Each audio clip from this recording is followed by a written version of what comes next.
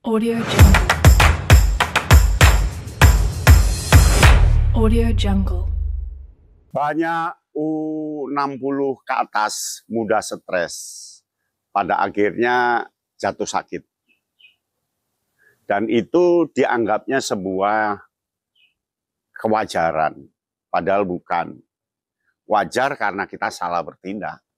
Wajar ketika kita tidak bisa berbuat dengan sebaiknya. Oleh karena itu, stres hidup sudah bukan milik usia 60 ke atas. Stres hidup itu miliknya yang sedang bekerja, berjuang. Bagi 60 ke atas, dia sudah tidak stres. Tetapi mengapa berkepanjangan? Karena tidak bisa mengatasi. Ya. Nah, berikut ini cara-cara untuk mengatasi stres, cara-cara supaya tidak sakit keras, supaya tidak sakit. Ya, kita kan cari uang untuk kebahagiaan. Kok malah cari uang untuk kesedihan? Kita cari uang ini kan untuk bagaimana memperlancar hidup. Kok malah membayar obat karena kesalahan kita? Nah, caranya yang pertama itu terlalu mempersulit hidup. Hidup itu kan sudah digariskan dengan cara mudah. Mengapa kita mempersulit hidup? Hidup itu nggak perlu dipersulit. Karena hidup itu sudah mudah. Jadi tidak usah susah memikirkan dengan sulit-sulit. Jadi santai saja, mengalir. Ya. Yang kedua, membandingkan diri sendiri dengan diri orang lain. Nah, akibatnya kita stres, tegang. Orang lain sudah A kok saya masih C. Orang lain sudah 9 kok saya masih 7. Orang lain lampunya bersinar kok lampu kami redup. Orang lain mobilnya roda 4 kok saya masih roda 1. Jadi dia membandingkan dengan orang lain. Udahlah, kalau membandingkan orang kepada orang lain, itu tidak akan pernah selesai. Ujung-ujungnya stres, emosi, berpikiran negatif. Dan pada titik akhirnya sakit. Nggak boleh sakit ya. Tenang saja, nggak usah bandingkan. Nah yang ketiga, tidak pernah merasakan kepuasan. Kita itu tidak pernah menikmati apa yang sudah kita terima. Tidak pernah menikmati apa yang sudah kita rasakan. Tidak pernah menikmati dunia ini yang telah kita lakukan. Karena selalu merasa tidak puas. Begitu. Punya sepeda 1 nggak puas, pengen 2. Sepeda 2 nggak puas, pengen 3. Makan nasi nggak puas, ganti makan apa begitu. Pokok serba tidak puas. Nah ini yang membuat stres pada akhirnya sakit. Nikmati apa yang ada. Nikmati kekayaan kita yang ada. Sudut pandangmu adalah sudut pandang mengalir, sederhana, apa adanya. Nggak usah gampang bosan, nggak usah gampang ingin. Itu nanti istilahnya molor.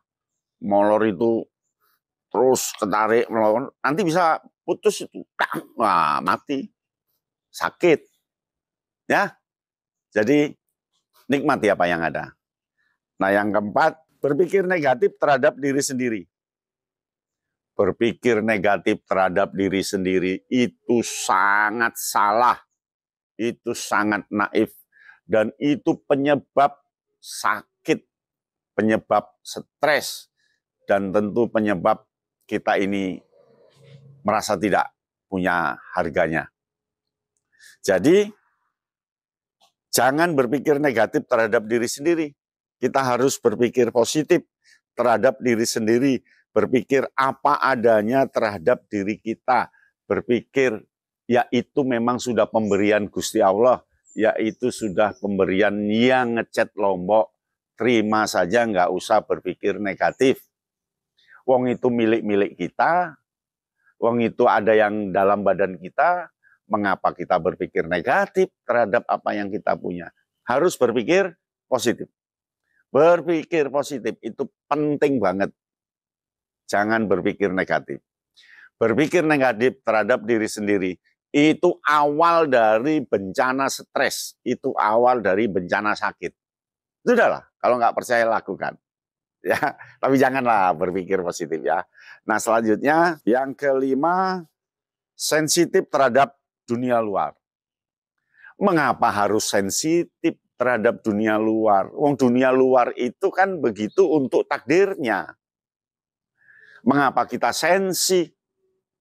Ada orang yang beli mobil tetangga kita, kita sensitif. Sensitifnya kalau positif, sensitif negatif, waduh, memfitnah, menjelek-jelekan, mencari alasan bahwa itu tidak halal, tidak sah. Jangan. Ya. Jadi kita tidak boleh sensi karena keajaiban orang lain, keajaiban dunia luar itu diyakini ada karena memang hidup itu berbeda-beda. Yakin nggak? Keajaiban itu sebenarnya bukan keajaiban, tetapi sudah titah Allah Subhanahu wa taala untuk memberikan anugerah yang berbeda untuk setiap makhluk. Ya. Jadi kita tidak boleh sensi. Ada orang lain makmur, sakit keras. Ada orang lain sukses, kita rembes. Ada orang lain berhasil, kita usil. Nggak boleh ya. Mengalir saja. Nggak boleh. Pokoknya tidak boleh supaya tidak sakit, supaya tidak stres ya. Nah, selanjutnya sangat memikirkan masa lalu dan masa depan. Nah, orang yang stres, orang yang sakit, itu penyebabnya juga sangat memikirkan masa lalu dan masa depan. Mengapa masa lalu dipikirkan? Wong sudah terjadi. Sebab kalau masa lalu dipikirkan, kita menghidupkan bayang-bayang baru, menghidupkan sesuatu yang tidak nyata dalam kondisi terbaru. Gak usah, itu sudah masa lalu. Ya, gak usah. Kecuali kalau ada orang bertanya, ya sudah jawab. Untuk mendidik saja, tapi sudah nggak usah dipikirkan menyalahkan Allah, menyalahkan siapa, saya dulu begini, mengapa sekarang begini ya, saya dulu loh, aduh, anak buah saya banyak, sekarang loh saya nggak punya, dulu nggak boleh, itu namanya mengeluh, ya, mengeluh itu awal stres dan pada akhirnya sakit, lalu tidak boleh terlalu memikirkan masa depan, nanti akan jadi khawatir. Kira-kira masa depan itu seperti apa ya? Kira-kira saya bisa hidup nggak di masa depan? Udah nggak usah. Nggak usah memunculkan bayang-bayang baru. Membuat pikiran kita. Ya. Yang ketujuh, ketakutan diri andai kata kekurangan. Jadi diri ini merasa takut kalau kekurangan. Padahal Allah itu tidak akan pernah memberikan kekurangan. Terus memberikan kelebihan. Dia stres itu karena ketakutannya sendiri. Jangan-jangan saya nanti tidak bisa begini. Jangan-jangan saya nanti kurang ini. Jangan-jangan kurang ini. Mikirnya dari sisi kurang, ya berat juga. Jadi kalau bisa ya nggak usah takut dengan kekurangan. Ya, dibalik bahwa kondisi yang ada itu sebuah kelebihan. Itu psikologinya. Ya, psikologi untuk menenangkan hati supaya tidak sakit dan supaya tidak stres. Nah, yang kedelapan, kurang mendalami rasa syukur. Kita itu mudah ngomong bahwa kita bersyukur, tapi tidak pernah mendalami bersyukur yang sesungguhnya. Bersyukur yang sesungguhnya itu kalau dijalani nikmat loh. Karena dia dalam keadaan kosong, melepas kemelekatan dan menutup kekhawatiran. Itu syukur banget, mengalir apa adanya. Itu tidak stres dan tidak sakit. Ya. Jadi penyebab sakit itu sebenarnya lebih banyak ditentukan oleh kita sendiri, stres. Karena stres akhirnya makan banyak, tidak terpilih, tidak terkontrol, meledak, jadi penyakit. Penyakit ginjal kalau salah minum atau salah makan, penyakit liver kalau salah makan, salah minum, penyakit semuanya akibat stres, tidak pernah mengontrol diri kan gitu. Nah, yang ke-9, menutup diri atas saran yang baik. Kan kita tidak hidup sendiri di dunia ini. Hidup dengan orang lain. Karena hidup dengan orang lain itu akan memberikan saran. Jadi nggak usah menutup diri. Ah, kamu itu apa? Sama-sama susah kok memberi saran. Lo ngawur aja. Orang susah itu kadang sarannya bagus loh. Ya. Dan orang lain tuh memberikan saran. Tentu kita harus nyeleksi. Supaya bisa nyeleksi dengan bagus ya minta bantuan orang lain untuk memahami saran kita. Jadi saran itu terima aja. Supaya kita tidak stres, tidak sakit. Ya. Sebab kalau sakit ya sudah nanti musnah di dunia ini, malah membebani anak cucu, membebani orang banyak. Itu. Nah yang ke-10, 10 itu ingin selalu lebih dari orang lain.